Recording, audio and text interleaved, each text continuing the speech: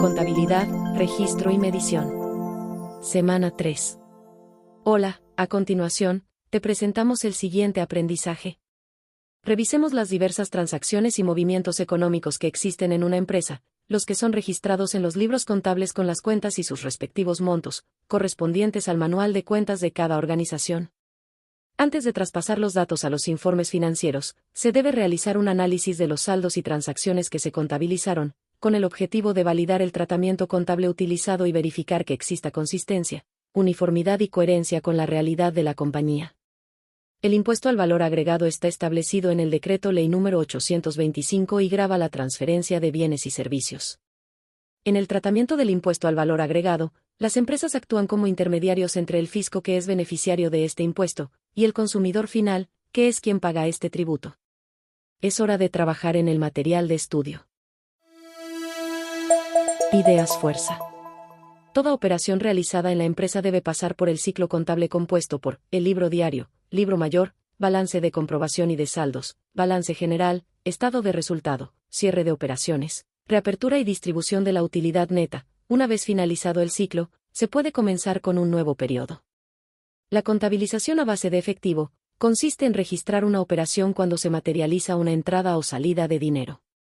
La contabilización en base a acumulación distingue el periodo en que se efectuó el compromiso y el periodo en que se realiza el pago. En nuestro país existe un complejo sistema impositivo, entre los cuales destaca el impuesto al valor agregado, IVA, que aumenta el valor de los bienes y que es cancelado por los consumidores. Este impuesto está dividido en IVA crédito fiscal, IVA de las compras, y el IVA débito fiscal, IVA de las ventas, en el caso que se decida trabajar con desdoblamiento de la cuenta. El IVA débito fiscal, IDF, es la suma de los impuestos recargados en las ventas y servicios, efectuados en cada mes, emisión de facturas, boletas, notas de débitos, etc. El IVA crédito fiscal, ICF, es el impuesto soportado por el comprador en sus compras y /diagonal o servicios grabados con IVA y que corresponden al giro de la empresa. Medición de utilidad del negocio. Para lograr medir las utilidades del negocio se debe pasar por diferentes procesos, realizando una serie de ajustes. Para esto hay que tener claro la contabilización a base de efectivo y de acumulación. Contabilización a base de efectivo y de acumulación, devengado. Teóricamente, la contabilidad a base de efectivo consiste en registrar una operación solo en el momento en que ocurre un movimiento de fondos, es decir, cuando se materializa una entrada o salida de dinero. Sin embargo, esta forma de operar, en general, ha sido superada por el desarrollo de la técnica contable, tanto es así que dicho procedimiento está reñido con el principio de contabilización a base de lo devengado, que exige que el registro de la operación se haga tan pronto se genere el derecho a percibir el ingreso o la obligación de efectuar un pago en el futuro. El principio mencionado se puede ver claramente en el caso de las contabilizaciones relativas a una compra de mercaderías al crédito. Siguiendo estrictamente el principio del devengado o de contabilización a base de acumulación, las obligaciones contraídas por la empresa por compra de servicios también deberán ser registradas, estableciéndose una clara distinción entre la fecha del compromiso y la fecha de pago de éste. Sin embargo, en la práctica, cuando el lapso entre dichas fechas es reducido, muchas veces solo se registra en el momento del pago, adoptando así una modalidad que es propia de la contabilidad a base de efectivo. En todo caso, cuando así se procede, se debe tener presente que cada vez que se requiere la preparación de los estados financieros, es indispensable registrar todos los compromisos que se hayan devengado y que no fueron contabilizados en su oportunidad. En igual forma, los ingresos devengados y no contabilizados deberán registrarse necesariamente cuando se formulen los estados financieros. Para continuar, recordemos el siguiente ejercicio, de tal manera que permita dar a conocer la utilidad o pérdida de un negocio y realizar los ajustes necesarios a través del ciclo contable que se explicará más adelante. Durante el mes de enero del año 2000 se realizaron las siguientes transacciones comerciales. Días 2 al 4. Día 2, don Juan Gallardo inicia sus actividades comerciales, aportando 500,000 pesos en efectivo. Día 2, se abre una cuenta corriente en el banco, depositando 250,000 pesos. Día 3, se compra mobiliario para la empresa por 80,000 pesos, pagando con cheque del banco. Día 4, se paga el arriendo del local, girando cheque del banco por 18,000 pesos.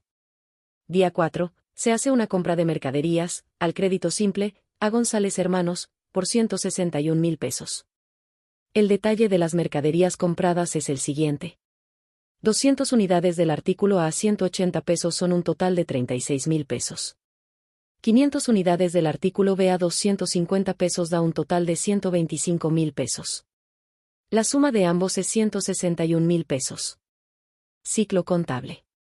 El ejercicio recién expuesto será trasladado al ciclo contable, que se refiere a una serie de fases por la cual deben pasar las operaciones realizadas por la empresa, para así cuantificar la información y de esta manera planear, controlar y conocer la situación financiera y las operaciones de la empresa, repitiendo estas fases en cada periodo contable durante la vida de un negocio.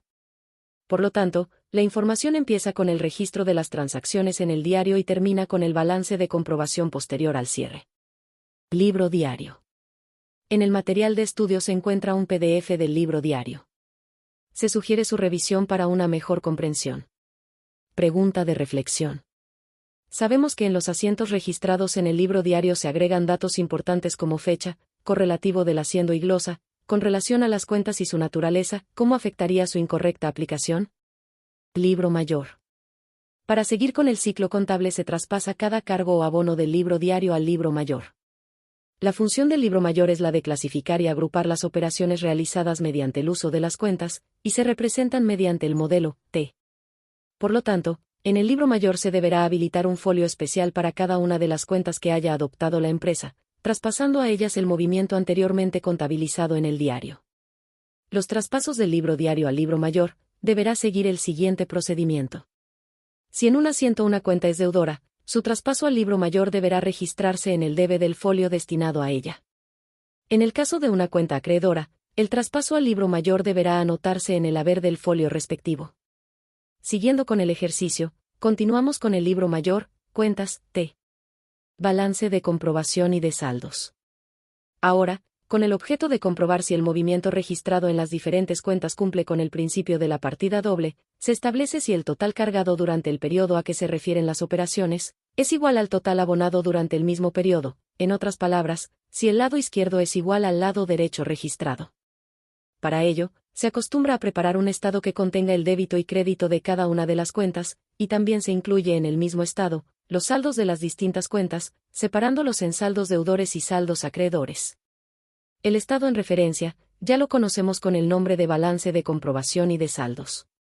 Puesto que existen cuentas cuyos saldos integran el balance general, y otras cuyos saldos forman parte del estado de resultado, será necesario, cada vez que se requiera formular dichos estados, separar ambos tipos de cuentas. Tomando como base estos antecedentes, la distribución quedaría de la manera presentada en la tabla del material de estudio. Se recomienda su revisión para una mejor comprensión. Estados financieros, balance general y estado de resultados. Luego de haber realizado la preparación del balance de comprobación y de saldos, se continúa con el punto de partida para el siguiente trabajo contable. De esta manera se reagrupa la información proporcionada para elaborar los estados financieros, que son el balance general y el estado de resultado. Balance general. Entrega la naturaleza y cantidad de todos los activos y pasivos poseídos, además del tipo y cantidad de inversión de los propietarios de un negocio. Si continuamos con el ejemplo anterior, el balance general sería como el presentado en el ejemplo del material de estudio. Estado de resultado. Sirve para saber cuáles fueron las utilidades o pérdidas en un periodo determinado. Continuando con el ejercicio, el estado de resultado será el presentado en el material de estudio. Pregunta de reflexión. El ciclo contable de la empresa consiste en el registro de las operaciones o transacciones comerciales que realiza a través de la contabilización en sus diferentes libros. ¿Cuáles son esos libros que utiliza la empresa y cuál es el estado financiero final que se realiza con esa información? La comercialización. La comercialización de las existencias representa, en la mayoría de los casos, el punto central en el cual se realiza la actividad fundamental de la empresa. Por otra parte, el tratamiento de las existencias ha sido de un amplio desarrollo teórico y práctico, tanto del punto de vista de la doctrina contable como del punto de vista impositivo. Efectivamente, se aceptan diferentes métodos de contabilización de las compras y de las ventas, y de valorización de las existencias. Ellas están afectas, además, a disposiciones tributarias, como es el caso del impuesto al valor agregado IVA, el cual será tratado con posterioridad. Impuesto renta.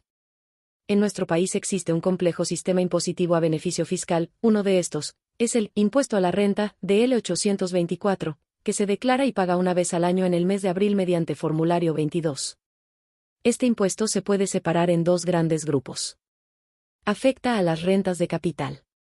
Aquel que afecta a las rentas de capital y que se denomina impuesto de primera categoría. Este impuesto afecta a las rentas obtenidas del incremento del capital por parte de las empresas, gravándolas con una tasa actual 27%. Sin embargo, esta tasa puede variar de acuerdo a las normativas vigentes del momento. Afecta a las personas.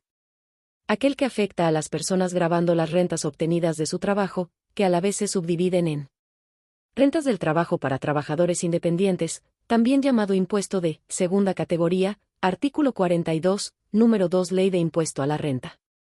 Rentas de trabajo para trabajadores dependientes, artículo 42 número 1, Ley de Impuesto Renta, calculado mediante tasas progresivas, es decir, a mayor remuneración, implica mayor tasa de impuesto.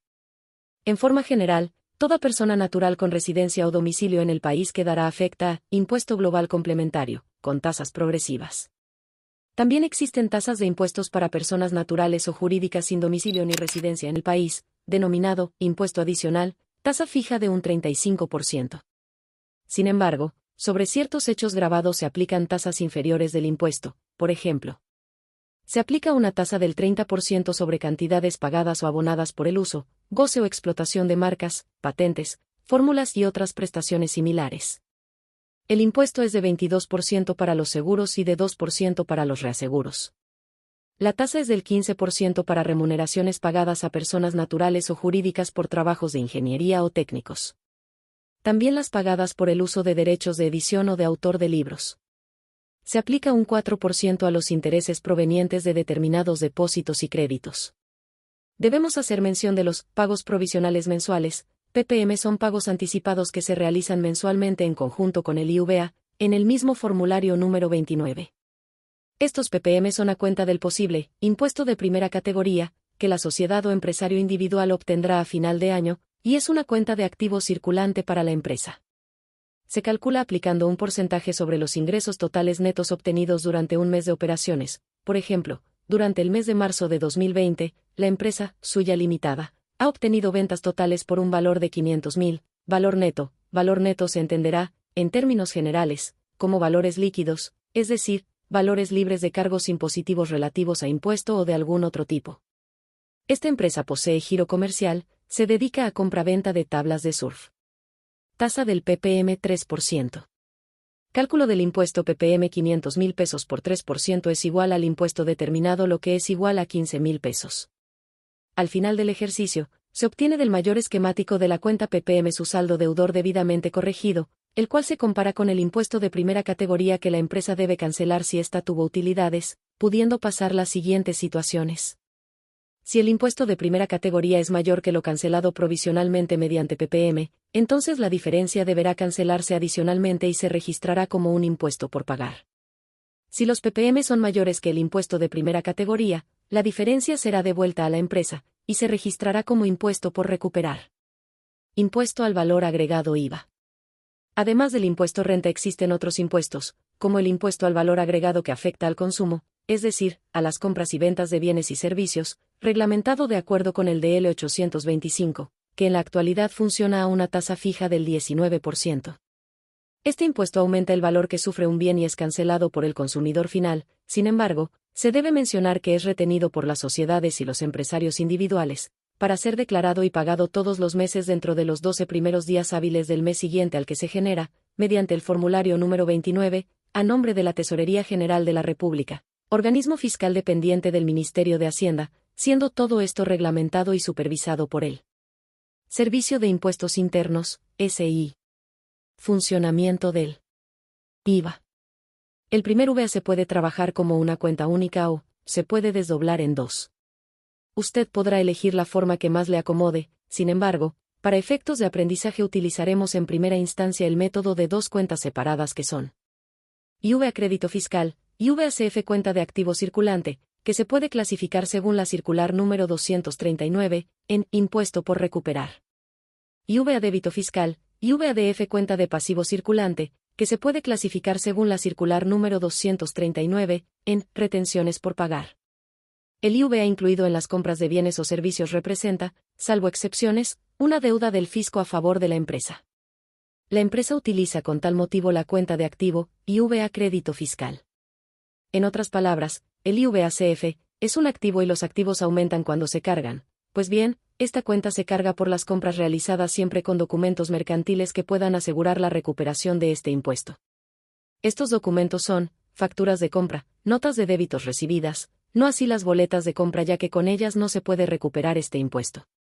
Cuando ocupamos la cuenta IVA antes de Cristo F, esta se abona por las devoluciones de compra efectuadas según nota de crédito recibidas.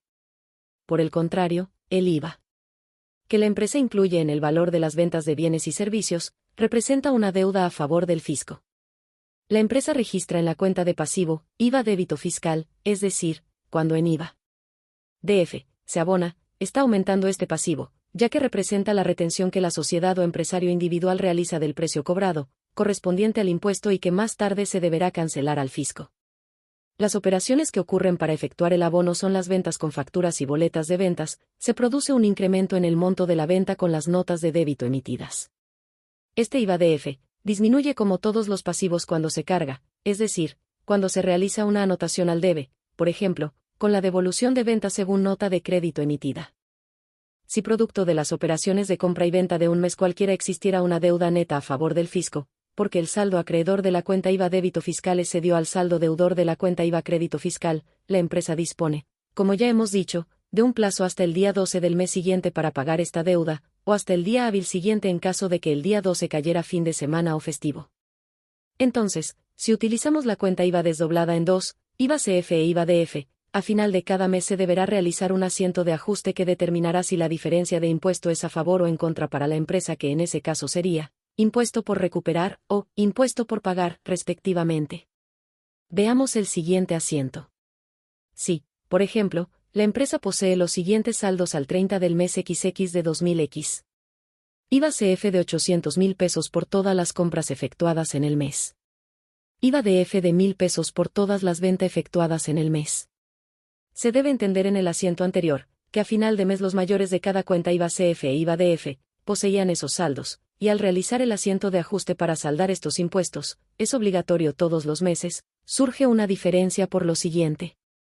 IVA CF, activo, menor que IVA DF, pasivo, igual a impuesto por pagar, diferencia neta entre el CF con el DF, esta deberá ser cancelada dentro de los 12 días hábiles del mes siguiente. Si, por el contrario, a fin de mes se obtuvieran los siguientes saldos. IVA CF de 1,000 pesos, por todas las compras efectuadas en el mes. IVA DF de 800 pesos, por todas las ventas efectuadas en el mes. A continuación, en el material de estudio, se mostrará la contabilización que se debe realizar por cada compra y por cada venta que posea documento que acrediten, tanto las compras como las ventas. Al ser un contenido de tipo práctico, se recomienda revisar esta sección directamente en el material de estudio. Los anteriores ejemplos de registro son referencias para ver las causales que implican el uso de la cuenta IVA, desdoblada en CF y DF. Si usted decide simplificar el uso de esta cuenta, se puede utilizar en forma genérica solamente como IVA, tanto para las compras, cargos, como para las ventas, abonos, y el ajuste de ella a final de mes corresponderá a la siguiente forma, dependiendo del saldo que se obtenga del mayor analítico, como se explica a continuación.